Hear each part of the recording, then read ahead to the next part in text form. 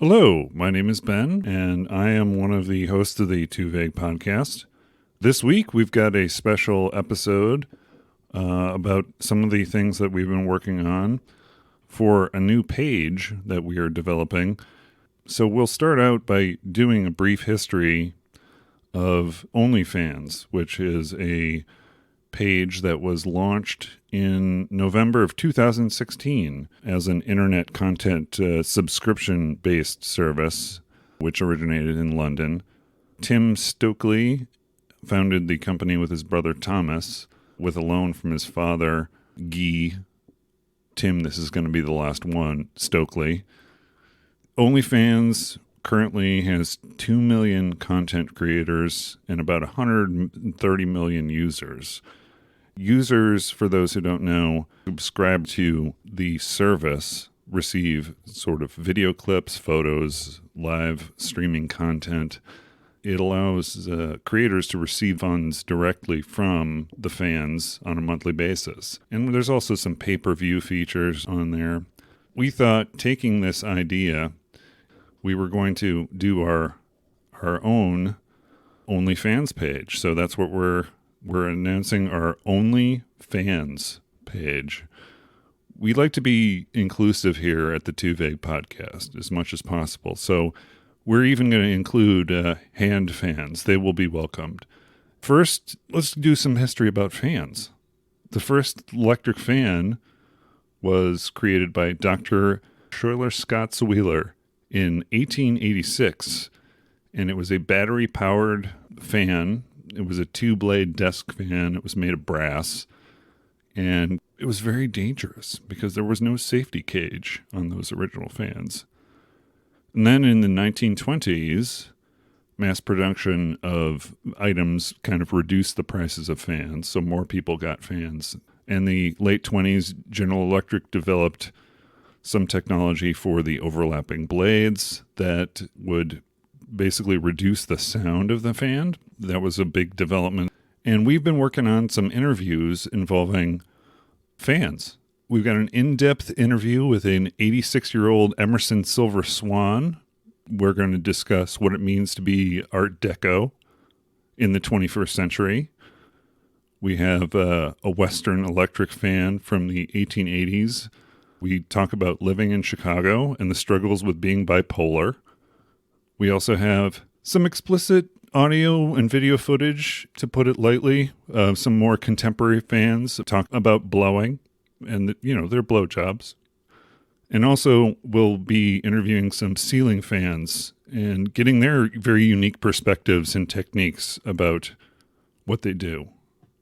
With this talk about fans, I wanted to discuss one of my favorite commercials is this Norton antivirus commercial. They were trying to sell their security software. This Norton antivirus commercial starred David Hasselhoff and an oscillating fan. And the whole tagline was, "Protect your oscillating fan from David Hasselhoff." Protect your oscillating fan from David Hasselhoff. So check it out. It's pretty funny. So let's move on to what I've been playing. Speaking of fans, I am a huge fan of Guerrilla Games' Horizon Forbidden West. I just picked that up a couple months ago, and I've been playing it. At this point, according to the stats, I'm about 73% complete, just about 66% of the main storyline. But if you've ever played Horizon Zero Dawn, Horizon Forbidden West picks up where that left off as far as the story. They've changed some of the dynamics, but it's not in a way that feels forced. It's been about 3 or 4 years since I played the original Horizon Zero Dawn, which I absolutely loved. And some of the dynamics have changed as far as things that you do in the game and some of the mechanics, but it's not obvious. It just feels just like the first. And I mean, in the best way possible, too. It's not like I'm missing certain things or it's obvious what things have changed. And I think that's kind of a testament to what Guerrilla Games did. It's very much like the original. They did add some new stuff to it. Horizon Zero Dawn, the original has the main quests, the side quests. The main quests are the main storyline. The side quests are additional content that you do. that you're sent off by people, and they kind of add to the story. There are errands, there are bandit camps, there are the tall necks, which are the large map exposing things that you have to kind of figure out how to climb up and implement your code to kind of override them. Hunting grounds, cauldrons, which allow you to get unlock codes for overriding these machines, and then also corrupted zones. Horizon Forbidden West has basically all the same things. The one difference is with the rebel camps. They're rebels in the game. It's not these bandits, but it's similar.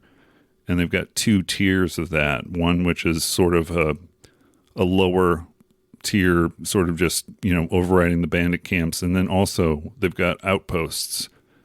And what the outposts do, they have more of story-based and more complex sort of missions involved with overriding the camp. So it's a little bit more of a challenge. They don't have corrupted zones, but they have something similar where they have apex versions of the machines that you can come across randomly. And so it's like those, but it's not designated. So it's more of a random sort of thing. So corrupted zones aren't explicitly in there, but they did add a couple of other quest types. They've got new salvage contracts, which you interact with people to do a group of certain missions. They've improved their melee combat in the game. Some of the moves that you can do with your staff now are a little bit complex as far as the timing, but it's not anything that, ruins the game. The melee pits, there's an arena there too, where you fight against different machines and have different missions, which is very similar to the hunting grounds. There are relic ruins, which are more puzzles that you have to kind of solve to find these relics that you give to a certain person. They've added a kind of a race component called Gauntlet Runs, which is basically you're racing around on one of your mounts with other people, and you have to knock them off their mounts and shoot them and stuff. And you've got little power-ups that you get. They also added sort of a turn-based kind of game called Machine Strike. Part of the thing that they do with the hunting grounds now is when you complete the missions, there's a person who can carve pieces which represent the different machines that you interact with on, through your travels. I haven't played a lot of Machine Strike. I played a few games, and there's someone in each town that you can play against. I don't know what the reward is for beating all the people, but it's an interesting variety of different mission types. And sometimes I just go around and I shoot peccaries all day, also known as javelinas. But anyway, yeah, it's a lot of fun. The character of Aloy, very strong female character. If we're talking about her motivation here, I mean, when you have someone who they're tasked with, they want to save the world, that's a lot of pressure. I've never been tasked with saving the world before, as far as I know. But Aloy as a character, I like her general story arc, and there are some things where there are dialogue choices, but it doesn't seem like it really impacts anything so far in the game, which is like I said, I'm about 2/3 of the way through. And I don't know if anything needs to be done with that. There have been people who say that they want to see Aloy in a relationship and have some relationship choices. But I think in my heart that would kind of sort of spoil the storyline and kind of divert her focus in a way that doesn't really add to the game much. They've already announced that it's going to be a trilogy, so I'm excited to see what is in the works. I'm also not quite to the story part where there's a death that is going to be... I've read some warnings.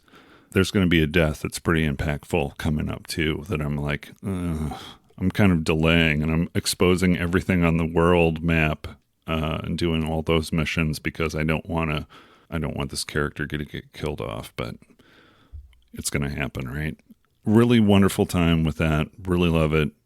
can't, if you like games like Far Cry, but you want a little bit more of a sci-fi sort of story, definitely check it out if you've got a PlayStation.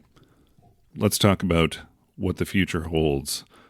We've got, along with the fan content, we've got a couple shows coming up. We've got Jenna back with us, and we're going to be talking about the word morality. And then also Andrew came back, and we're going to have him on the show talking about the word time. So two very nebulous sort of conversations that kind of go a lot of different places. So both should be interesting. And then we've got some, we're thinking about doing a show with Nora again about the word metaverse. So got some ideas about that. Might want to get some different perspectives on different generations and how they think about the metaverse and what it can be and what it could be. So really excited about that stuff coming up. And then also let's just close the show out by doing a brief history of April Fool's Day. So some historians, they speculate that April Fool's Day goes back to the days of the Julian calendar, the Gregorian calendar, in the late 1500s, when France switched from the Julian to the Gregorian. In the Julian calendar, the new year began with the spring equinox at around April 1st, but they changed. The speculation about April Fool's Day and where it came from was it was tied to the vernal equinox and the first day of spring in the northern hemisphere, when Mother Nature fooled people with changing and unpredictable weather. That's its origin, the calendar change, and how some people did change their calendar and others didn't. In the 18th century in Britain and in Scotland, it became a tradition. There was a 2-day event that started with the hunting of the gawk, Gowk, where people were sent on phony errands to look for the gawk, then followed by Tally Day, which I'm imagining is how many people will find the gawk. Tally Day involves pranks played on people's derrières, such as pinning fake tails on them and kick me signs. I don't know, derrière-based humor is never one of the funniest things for me, but anyway, derrière, just the word derrière. I don't think I ever use derrière. I only use the word ass or butt. I should probably start using derrière. In modern times, a lot of people have gone great lengths to celebrate April Fool's Day, mostly newspapers and television shows and radio shows, a lot of media-based use of this, and even companies. Some of the notable pranks that have been played in history. 1957, BBC reported that Swiss farmers were expecting a record spaghetti crop and had footage of people having noodles hanging from their trees. Sounds kind of funny. In 1985, Sports Illustrated writer George Plimpton did an article that was a April Fool's prank about a rookie pitcher named Sid Fitch, who could throw a fastball over 168 miles an hour. In 1992, NPR ran a spot with former President Richard Nixon saying that he would be running for president again, but it was not actually Nixon. It was actually an actor. I actually remember this one. In 1996, Taco Bell, they announced that they had agreed to purchase Philadelphia's Liberty Bell and rename it to the Taco Liberty Bell. And that was announced. Burger King did a similar thing with a left-handed Whopper that they were going to introduce. And then also Google has had some really cool April Fool's Day pranks. There was a telepathic search that they did. They did a thing where you could play Pac-Man on Google Maps, which was kind of an interesting sort of April Fool's Day prank. One of my favorite ones was that I remember before Google Maps was really robust. They did a thing with Google Moon, where they made a moon-based maps sort of app where it would go into the surface of the moon and you could see the details of the moon. But what you would do is when you would zoom in all the way, it would show a block of cheese I haven't checked out what their April Fool's Day prank is, but I will probably after the show. On that note, we here at the Too Vague Podcast wish you a very happy April Fool's Day. We really appreciate all your support and feedback. More things to come. Maybe not fan-based explicit content. Maybe. We'll work on it. We'll see what next year holds. But anyway, thank you so much. Have a wonderful day. Bye.